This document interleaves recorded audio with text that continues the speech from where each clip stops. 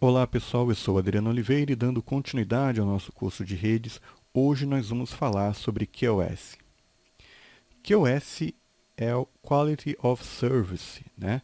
E o que é exatamente o QoS, né? O QoS é um conjunto de tecnologias que nós vamos utilizar para otimizar o desempenho da rede, principalmente para atender determinados tipos de tráfego, né? O que quer dizer isso exatamente?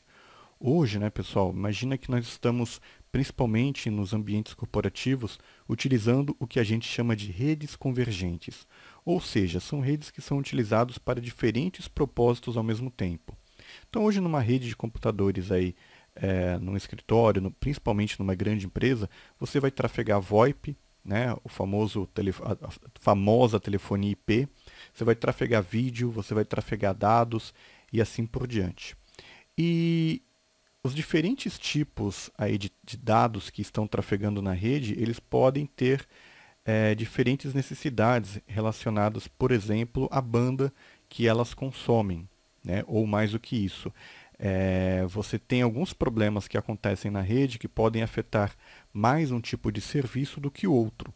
Então, existem algumas tecnologias, né, alguns meios dentro do que a gente chama genericamente de QoS, que é para você poder priorizar, por exemplo, um determinado tipo de tráfego, para garantir que aquilo flua corretamente numa rede. Tá?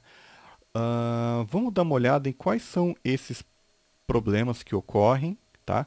E no próximo vídeo a gente vai falar sobre algumas maneiras de minimizar esses problemas.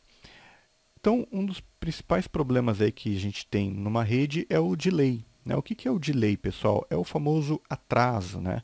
Então, esse aqui é o tempo necessário que eu tenho de um pacote ir de um lado para o outro, né? Sair da sua fonte, né, até o seu destino. E isso eu vou medir em milissegundos.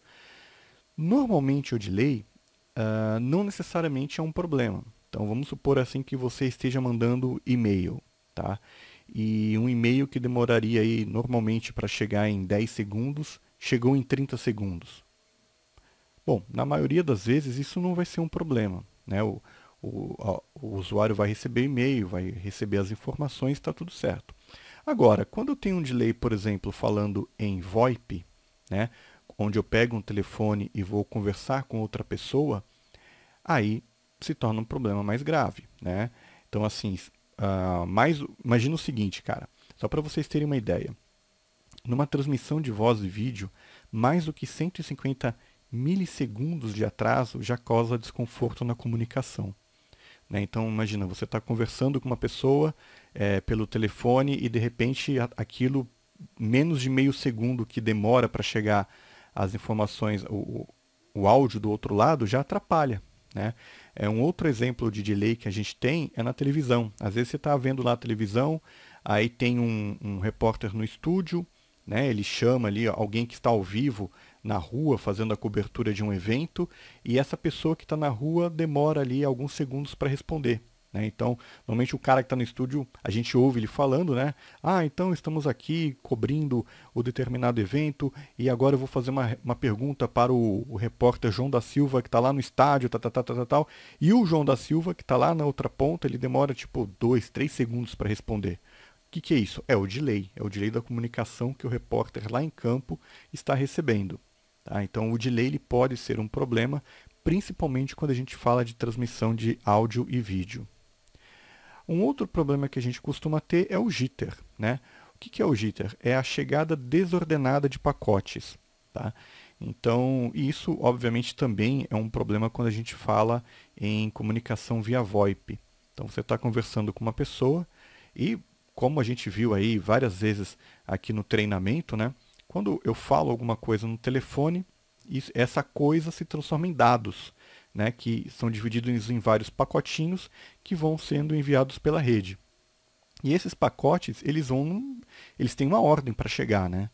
Então imagina que lá na outra ponta, como os pacotes têm delays diferentes, eles chegam numa ordem errada.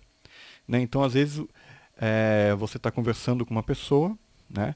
E lá do outro lado, quando a pessoa está ouvindo, ela não recebe tudo direitinho, né? Recebe ali umas picotadinhas, uns barulhinhos meio errados. Por quê? Porque ela está recebendo os pacotes, nenhum pacote está sendo descartado, porém não necessariamente eles estão chegando na ordem certa, né? Então esse é um problema aí que a gente chama de jitter.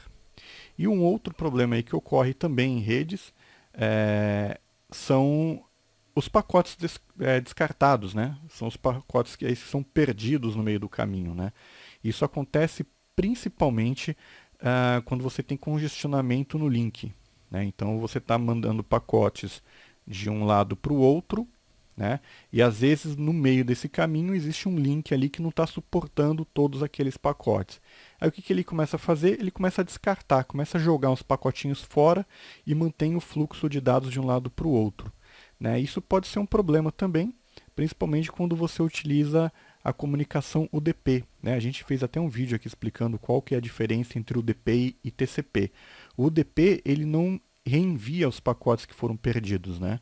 Ele não tem um mecanismo onde lá na outra ponta o usuário fala, olha, aqui chegou menos pacotes e tal, né? No caso do TCP ele manda isso tudo de volta, no caso do UDP não.